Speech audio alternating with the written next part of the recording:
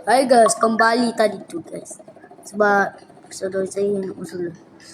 Tapi saya nak gerak dulu guys. Macam mana ni guys? Pakcik ada makanan tak pakcik? Aduh. Oh, jom you jom. Okey. Alah, saya nak makan dia. Duduk dulu, okey. Ni jual air, makanan. Ni jual air. Bang. Yo, apa? Saya nak beli makanan boleh? Boleh.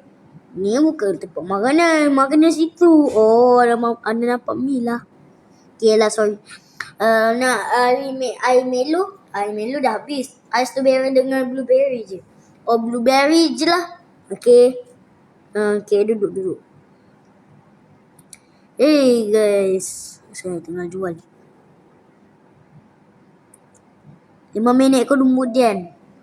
Apa yang terjadi? Oi, cepatlah. Saya nak air pun. Awak tak kasih saya ke? Dah lah.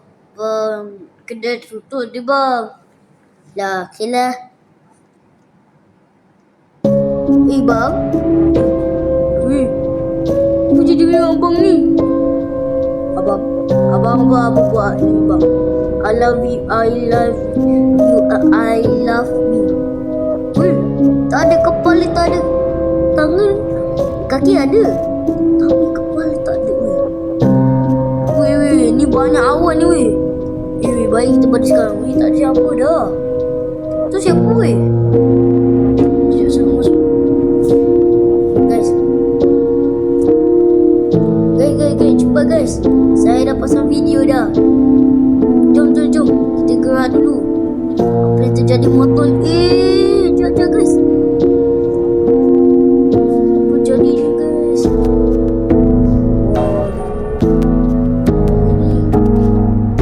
Aduh guys. Jom.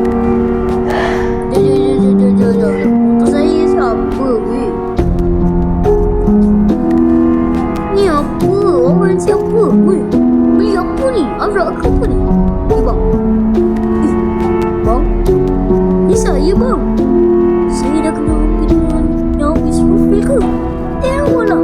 Muka saya dekat motor. Apa yang kejadian ni? Saya dah keluar dah. Sebaiklah saya masuk nyawa saya.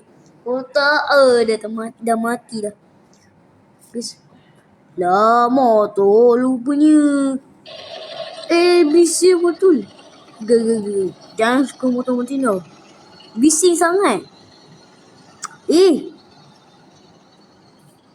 Ini pun kacau. Okay, jom. Ni motor saya tu dah accident. Dah gerak. Jom guys, kita gerak. Dah lah guys, itulah ceritanya guys. Saya bosan lah kalau korang ada main kat sini. Sebab saya ada sampai saya masuk. Saya tak boleh kat sini.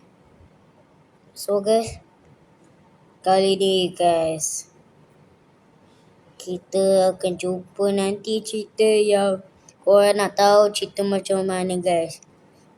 Nama dia cerita ini cerita motor yang sesat. Okey ya. Nanti kat YouTube ya, kat Google juga. So bye guys. Assalamualaikum warahmatullahi wabarakatuh. Bye guys.